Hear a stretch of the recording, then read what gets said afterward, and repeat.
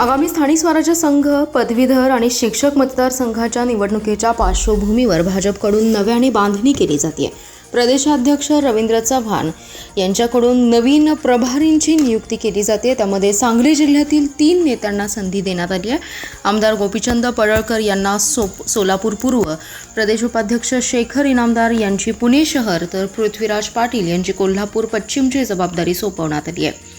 भाजपकडून स्थानिक स्वराज्य संस्था, मतदारसंघ, पदवीधर आणि शिक्षक मतदारसंघाच्या निवडणुकीच्या पार्श्वभूमीवर अत्यंत महत्त्वाच्या विभागाची जबाबदारी सोपवण्यात आली आहे. जिल्ह्यातून आमदार गोपीचंद पडळकर यांची सोलापूर पूर्व, तर भाजपा नेते शेखर इनामदार यांची पुणे शहर प्रभारीपदी नियुक्ती करण्यात आली आहे.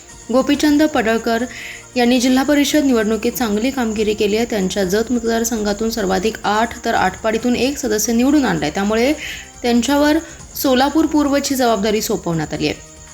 प्रदेश उपाध्यक्ष इनामदार यांनी सांगली, मिरज आणि कुपवाड महानगरपालिका निवडणुकीत उत्तम कामगिरी केली आहे. त्यांचं नियोजन यशस्वी ठरल्याने महापालिकेवर सत्ता स्थापन करण्यात यश आले. पृथ्वीराज पाटील यांचे संघटनात्मक बांधणी कौशल्य सातत्याने प्रभावी राहिले. याआधी काँग्रेसमध्ये असताना सांगली शहर जिल्हाध्यक्ष म्हणून त्यांनी केलेली बांधणी होती.